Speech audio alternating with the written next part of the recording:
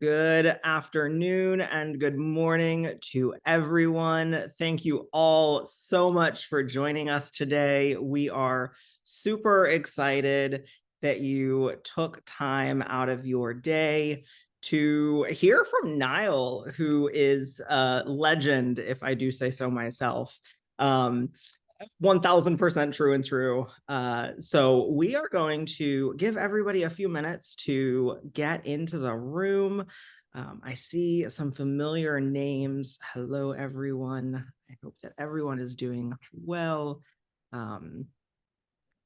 If you, we should have the chat enabled. If you certainly feel free to drop a message over. That is your call if you so choose to. It's completely up to you. Just saying hello or letting us know where you're joining from too. That'd be really cool. And we'll go ahead and get started in just another minute. People flooding in from Connecticut. I love it. Hello, Connecticut. I'm from Connecticut. Yes. Love me some Connecticut. From Fort Worth, Texas, and Chicago. Man. Chi-town in the house. DC, Metro Virginia. We were just talking. Niles from Connecticut. I'm from Virginia. Miami, Lake Forest, Illinois. Man, people from all over. Carlsbad, San Diego. Victoria, British Columbia, Canada. Rio Rancho, New Mexico. New Orleans, Texas representing. A lot of Texas. A lot of Texas. Chicago via New Orleans. There we go. Whoa. I love it. All right. So we're going to go ahead and dive in. Thank you all so much for joining again. I see that there are more of you. I am Thomas, Rechat's Customer Success Training Manager, and I am joined by the one and only Nile Lundgren, licensed associate real estate broker with the Lundgren team from Serhant. And you might recognize him from owning Manhattan. He is a Netflix television personality. So very, very excited to talk to you today, Nile. I'm going to go ahead and stop sharing my screen for now and dive into it because you've sold over $400 million in your career. And I know that is a massive number. So talk to me about how first off, how you did that, but also how you broke into the luxury market, because you've been doing this for a good amount of time, but not like decades. So talk to us about that. Well, I'm coming up on my second decade. So I'm 17 years in the business. I started as soon as I graduated from college. I got into the business in 2008 when the economy was collapsing. So the beginning of my career was rentals. So in Manhattan, what you would do is you would do Craigslist ads and you'd post them, and then you would hope that somebody would call you, and then you'd take them to Wall Street and show them a couple apartments that pay your commission so you could advertise as no fee. So I did that for many years. Also, a lot of my friends that I had known from college, they didn't have $10 million or $3 million. So, I was young when I got into the business. Oftentimes when real estate agents get into the business, maybe they were, in technology and they have a whole sphere of influence, or fashion, they have a whole sphere of influence, and then they go to become a real estate agent. Me, I kind of had to earn it. So I had to start out young and then do rentals. My first ever deal was a $600 a month studio apartment in a basement in Bushwick with rats everywhere and no windows. I made like $200. I thought I was like rich at the time. So the way to do it, and the way that I got to selling so much real estate, was I had to pay my dues. People see me on television now and they're like, oh, well, you're on TV and it's easy. And that's, to a degree, television does give you a built-in rapport, which makes it easier when you sit down with contacts. But at the end of the day, I had to be very strategic about how I went about my business. So I made some very calculated connections right at the beginning of my career, after I had a couple years under my belt and did some deals, including a sales deal. My first ever sales deal was a $3 million deal. I got that lead because a year prior, I rented him a studio for $2,000 a month. So you never know where the business is going to come from. I rented him a studio. He was a nice guy. He called me back up and said, look, I want to buy something. I'm like, great, 400,000, maybe five. What's your budget? And he's like, I got cash. I'm like, great, cash is king. What do you want to do? He's like, well, I could spend up to 3 million bucks. So, I was completely shocked, and I didn't even know if I was going to stay in the business at this point. And I decided to work with him and found him a place and earned a pretty hefty commission when I was 24 years old. And I was like, okay, I think I found what I want to do. So I quit. I quit my job at the company that I was working for, which was crazy. And then I went to go sell commercial real estate. I was like, oh, if I could sell this, I'm going to sell the whole building. And yeah, my ego got the best of me. I didn't make any money for about 2.5 years. But the good news is I spent that time and I was very calculated with my time, meaning I was calling people cold, okay? And by doing that, I gained a very invaluable skill in this business, which is phone skills. So I didn't make too much money. In fact, I blew my whole savings from that, it's that big sales deal I did. And I learned. And I learned how to make phone calls, how to have a presence on the phone, how to be excited, how to get people amped up about whatever it is that you're selling. And it's not so much what you say, it's more about the tone and how you say it. And I learned that selling commercial real estate, because my job was, we're talking here with Rechat, right? With email marketing, all that jazz. Like, my job was no computer. I had a phone book. It was a landlord directory book, and I just called, and I had note cards. I'd write the address down and make the call. I'd write no, like, I was like, hey, we should use like a CRM and do all these things. And the guys who I were working with were like, that's not how it works, kid. So I was like, okay. So I learned, and I'd make 300 phone calls a day, and that really set me apart.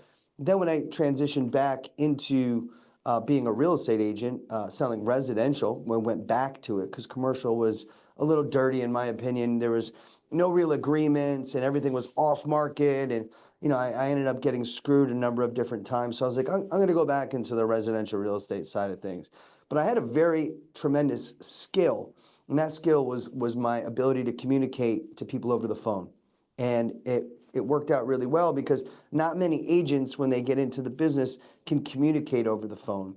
Then what I started to do was take the skill of communicating to just open the door and get new leads through cold calls, right? And then I would start to weave that in with new modern technology, such as like a CRM or MailChimp, which was a technology I was using back in 2015, for example. And I always had a newsletter, and that newsletter always kept me in my contacts abreast of what I was doing. So I saw a lot of value, not only in the phone, but then the email, and then the CRM, and all of that kind of allowed me to like have a point in my career where I had a couple rental buildings that were bringing me in decent income for not too much work. So I found a way that if I brought in some income here, that I didn't have to like run around like a chicken with my head cut off. And then I was able to slow down and then really start fishing for the whales, which is what I did. I started going after some really, really big clients, and as luck would have it, I just put myself out there in the capacity of networking. And I sat down next to one of my biggest clients ever at a dinner. I went to this one dinner with a friend who hosted it every week for over 2 years. And one dinner I sat next to a billionaire and had no clue. And we just had a great conversation. We became really, really friendly. And one thing led to another. And then we started to hang out. And he said, look, I just want to let you know, I have another agent. I know you're an agent. I don't really want to deal with you. Let's just be friends.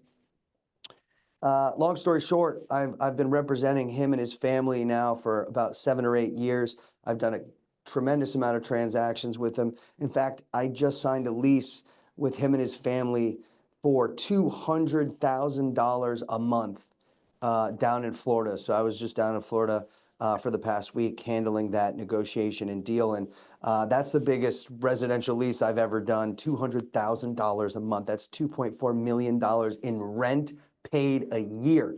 So it was a long, long journey, but if anyone's out there looking to figure out how to break into the market, it's about getting your technology straight, learning how to have the phone conversations, know what your unique value proposition is, and then find one piece of or one avenue of real estate, which is, I found it in rentals. I took over a whole rental building, which is like repetitive cash flow. And that income allowed me to not focus on all the deals and then take a step back because I didn't need all the money, and then focus on the connections at the high level and just do really good work and provide tremendous amount of value for all of my clients.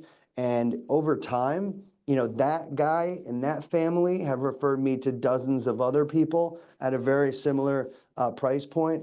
And I also still cold email and cold call people to this day because there's no better way to get in front of somebody than doing that. Referrals only go so far, but you have to really take an active role in your success. And part of it is cold emailing and phone calls.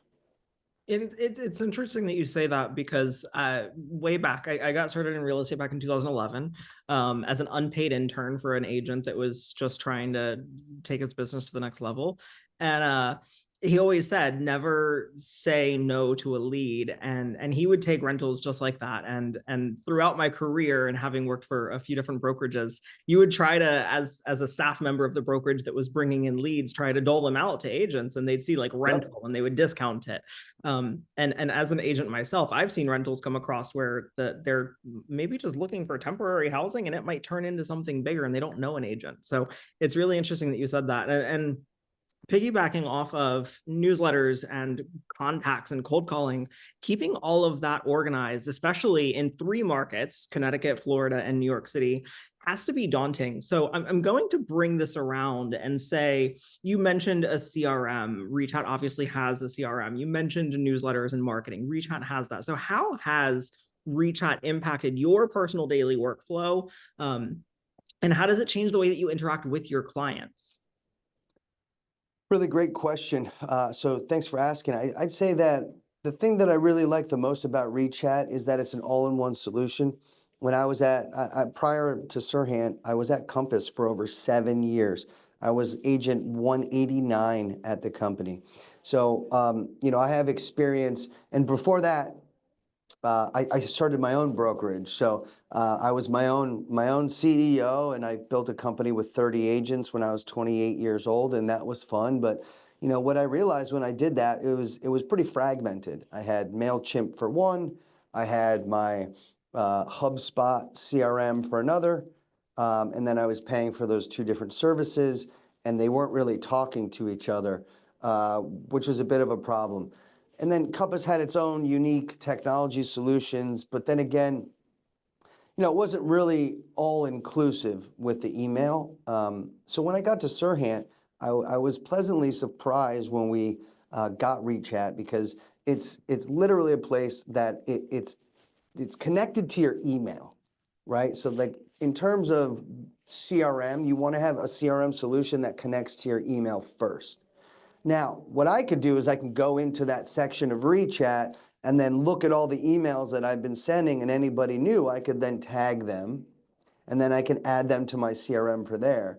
So that when I go to send out my newsletter, which I send out, they're all like, it's a new content and it's light work. They're already tagged, and I just put them right into that. So, I have multiple different tags: active buyers, past buyers, closed clients, different and then I could tag them by Florida, I could tag them by Connecticut, I could tag them by New York. So I have all of this like robust information at my disposal just from it connecting to my email, right? So it's like whenever you're looking to scale your business, you want to look for efficiencies and find out where are the easiest places that I could take a brand new contact and then have them in my CRM, but then also tagged so that when I'm sending out the emails, I know exactly where to go with the email. Like I want to send out a specific email. Let's just say, for example, I have different emails. Like I have a newsletter email, and my newsletter email, I don't know if I need to do this, and maybe I need to reconsider it now, but my newsletter email only goes out to my contacts, my past clients, and my sphere of influence. It does not go out to brokers. The reason why my emails and the way I'm like that is because whenever I was innovating with all of the newsletters back. I mean, I've been doing this for a long time. So what I would find is that if I send it to agents, that they would copy me, right? So that's why I never really send it to agents. So then I send like if I get a new listing, coming soon, just listed, in contract, just sold, that's a whole separate bucket of agents. So I have agents in Florida, I have agents in New York, I have agents in Brooklyn. I can segment them by Corcoran, by Element, by Sirhan. So I have all the ability to like toggle it up as, you know, I could go toggle it up to just go everybody in New York, or I could toggle it down to say, you know what, I've been working on this new development project, and it's been very clear to me that Corcoran agents on the Upper West Side are the ones who are bringing the clients. Let me just dial that lever up, right? So then I could submit a targeted email to that specific group of agents. And then it allows me to get a different type of response than if I just blasted it to every XYZ agent, you know, across New York City. Not every agent is going to be, you know, specifically working in a $5 to $15 million price point on Central Park West, right? That's a very specific set of agents who work with that. You know, you're not going to email the Brooklyn agents. Although sometimes I do, but if I want to like dial it in and get super specific, I have the ability to do that. Same goes with my newsletters and other pieces of information that I might share for, you know, along the way, right? So my newsletter is something that I always send out that creates infinite engagement. I get so much positive responses from that. I also get tons of leads from it. And by the way, just because you think it's not working and people aren't reading it, like, don't let that stop you. The biggest thing here is consistency. I'll give you an example. I went to NYU to get my master's degree in real estate finance and development, okay? I went to NYU in 2011, 2012, and 2013. And I recently sent out this, I'd probably say about a year ago, I sent out a newsletter that went out to my man, Pedro. Pedro and his family are major developers in Ecuador, okay? Somehow he was still on my list. Not somehow, it was by design. And he was still on my list. And it was so cool because I sent out an email about Miami. I'm a New York agent. And I said, hey, I'm doing this in Miami. He responds back, oh, have a client who has 2 buildings that he's developing. Would you be interested in having a conversation with him? I'm like, yeah. So immediately I go to my team because I had the team meeting that day. It just was by chance. And I'm like, everybody, you have to be sending out your newsletters. I cannot tell you how important this is because I haven't talked to this guy, Pedro, in 12 years. 12 years. Okay? And then he came back to me. So just because you don't see anything now, it might mean that they might not have anything, but people do recognize you. They know what you're doing. This is a business of dripping. Everybody transacts real estate on average every 7 years. So if you just put someone in and you send them an email, it's unlikely that they're gonna do anything now. But in 6 months, in 12 months, in 6 years, that's the consistency that people like to see. And if you do that over time, it becomes apparent that you are somebody worth working with because you've been able to survive. Remember, 90% of the agents that are out there are not even doing a deal. 90% of the agents who are working as real estate agents in America didn't do a deal in 2024. Yeah. So just think about that. There's a Mind-boggling. lot of agents out there. Yeah, it's mind-boggling. And one of my old brokers used to say, you need 3 things in life: food, water, and a roof over your head, right? So it's like one of the main things that you have to have. And again, whether it's renting or buying or investing or whatever it might be, you got to have it one way or the other. And it's so, it was really good to hear you talk about like tagging and segmenting your contacts. Having been a trainer for a number of years now, and having sat down with a lot of agents, working with them on getting systems up and running like Rechat, I would say, all right, now where are your contacts? And they'd like pick up their phone, and like there might be a first name and a last name, maybe an email address, and I'm like, oh, this needs work. But if you put the love into it, it will pay back in dividends. And like you said, it's not going to happen overnight. Like it just can't. Um, but consistency is key. And it sounded to me, and correct me if I'm wrong, but one of your kind of like number one things as it relates to contact management was that segmentation and being able to reach people. And you didn't discount having agents and brokers in your contacts, because that can turn into referral opportunities like Ecuador coming to Miami and things like that. And it's so valuable. And when so many agents hear CRM or contacts, they start to get this dreadful feeling saying, oh gosh, I have to be that salesperson. It's about who knows you and trusts you, and who knows you're in real estate. Um, so the contact management piece in and of itself is what sounds like it's the most important. Yeah, I mean, if I could give any advice to the listeners here, um, some of my the biggest, uh, the people who respond the most to my newsletter are the highest end clients, because they have the most amount of time. And they love to get the feedback or give me feedback on the newsletter, because they like to know what I'm doing. They like to know the cool trends. They like to know the cool restaurant, because they're doing cool things. So if you're able to take the contacts and actually put them into Rechat with the proper tag, okay? If you just put them in, that's like step one. And I love that, okay? But you have to properly tag too. And a really easy way to do it is, if you meet somebody, just like get the phone and just immediately get their email address and just email them.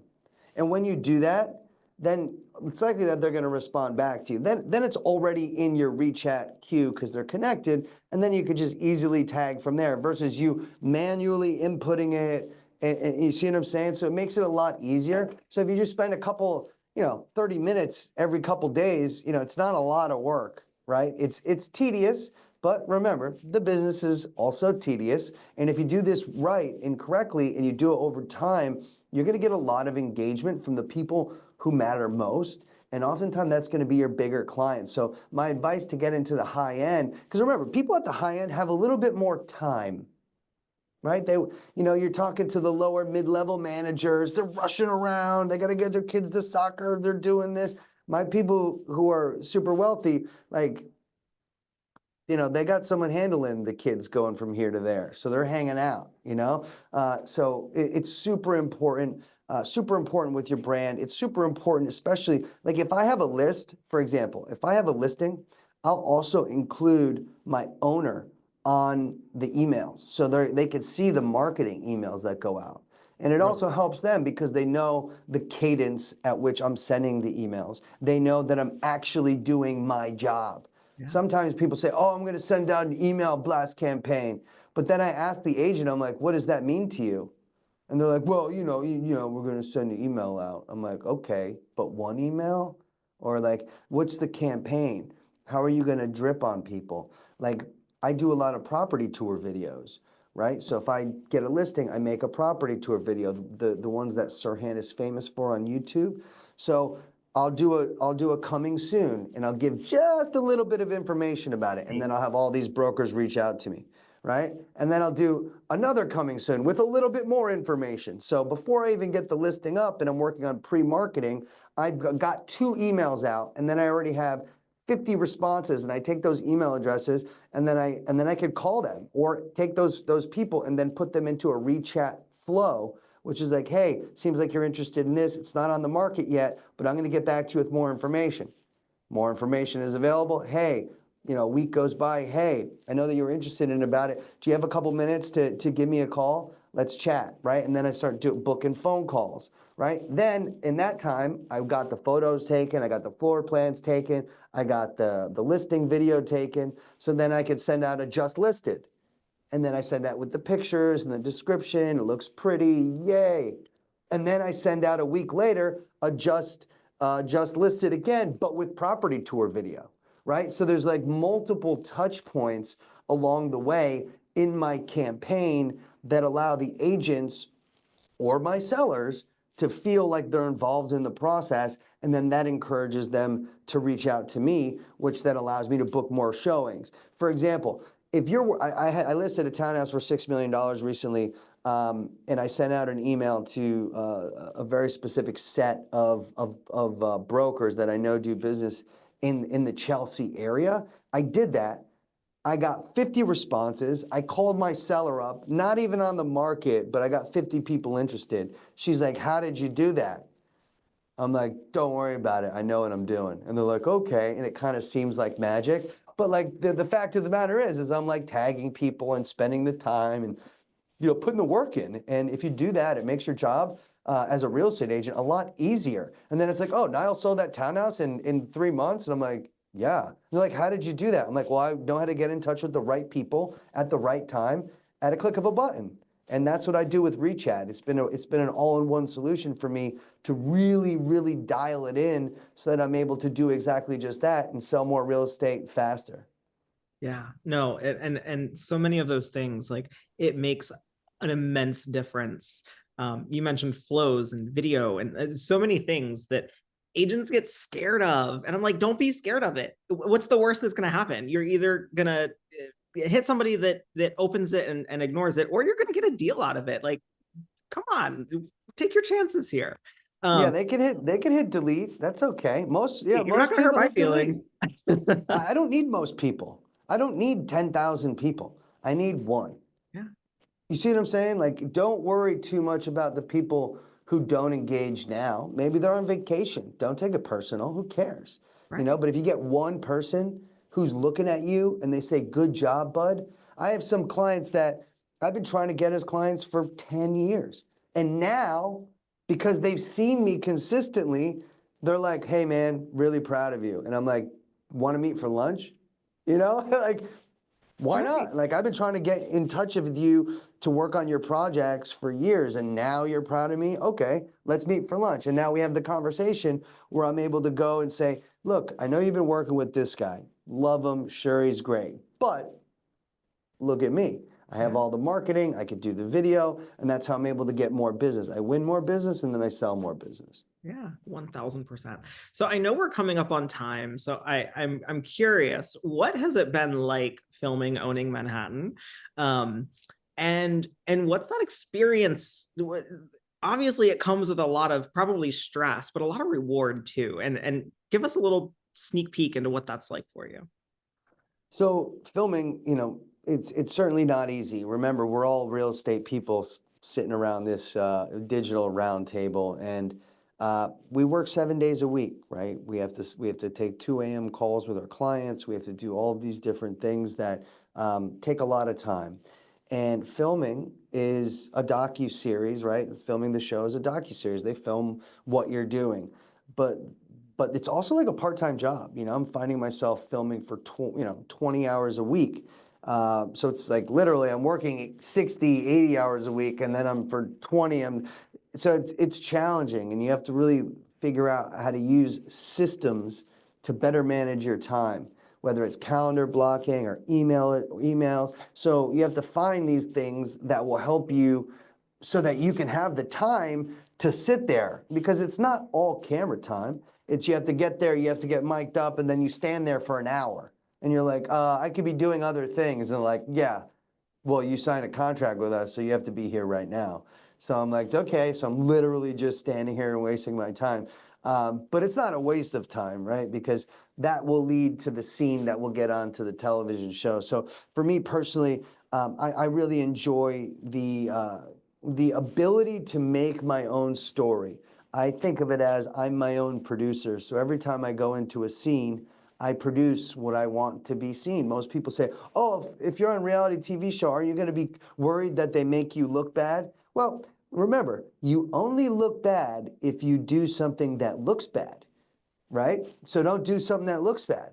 So what I do is I go into it and I say, okay, I'm not going to do that because that looks bad, but I'm going to do this and then add a little twist to make it more exciting. Yeah, I lost a pitch in season 1 against Chloe at the Jardine, but I decided to make a show out of it. So I stopped the party. I got up onto the pool. I said, look, I made a bet with Chloe. She said that if she won, I would go in the pool. And then, boom, I go backwards into the pool. So I made a moment out of it. I could have been the person who says, "Oh, I lost," and that's, we're not six, right? We're all professionals. We're all adults here.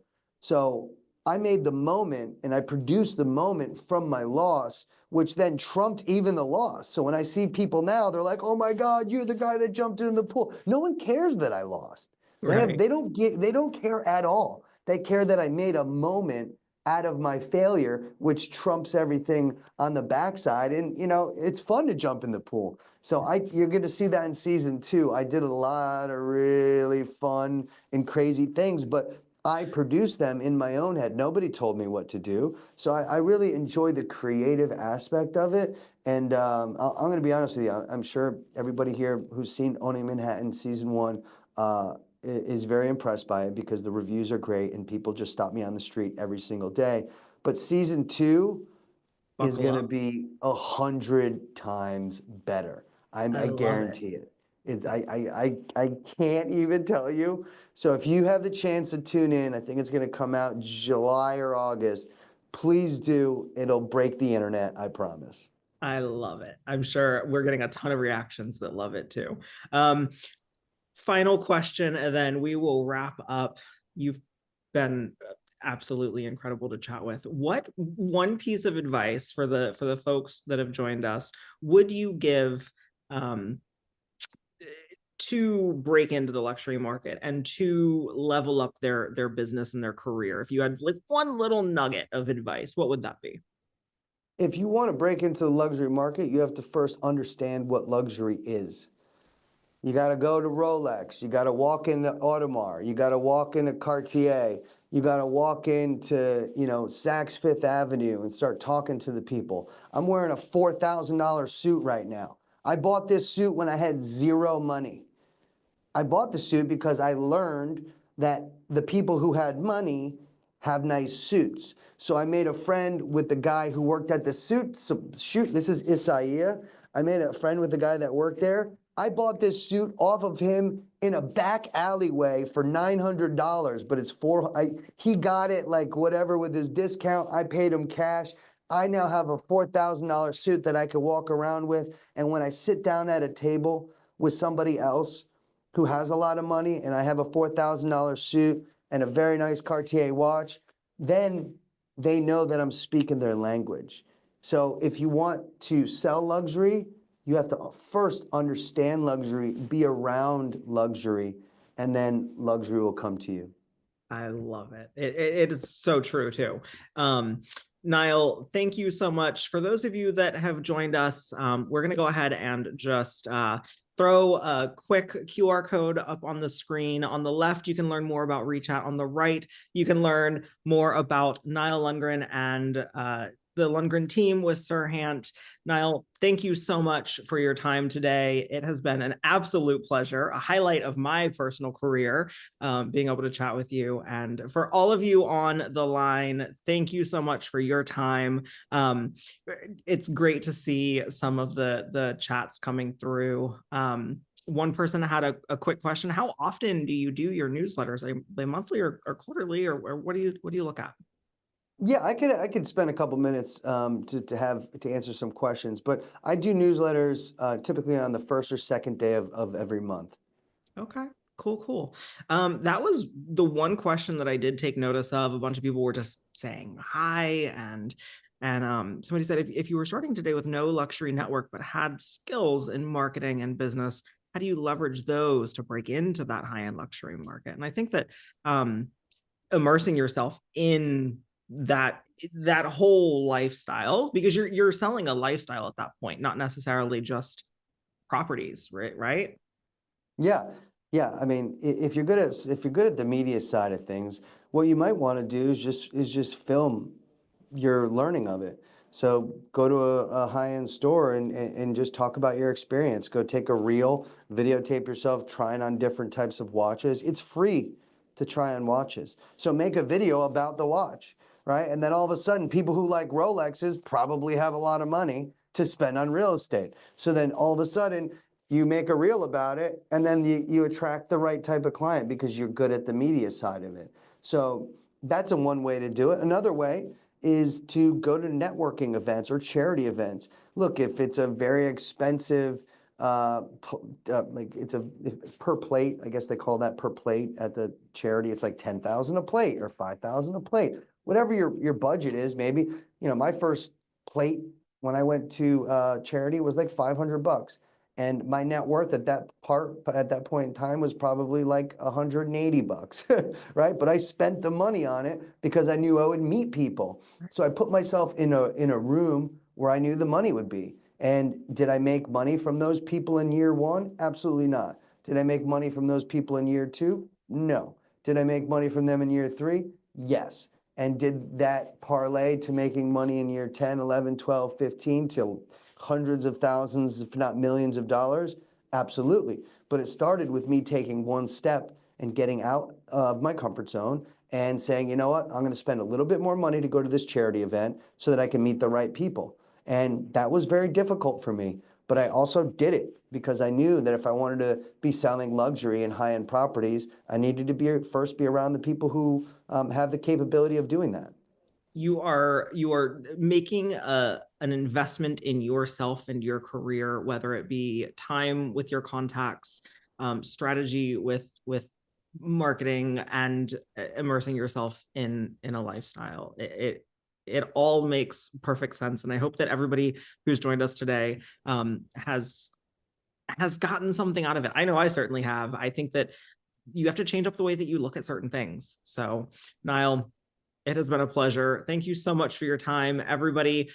This has been recorded and will be made available in some way, shape, or form. Nile, have an absolutely incredible day. Everybody, if you have any questions about Rechat, reach out, rechat.com. And of course, you can always visit Nile's website. And we had that QR code up on the screen a moment ago. Thank you all. Have an absolutely incredible day. And we will talk to you all very soon. Thanks, Nile. Bye, everyone. Thank you. Bye.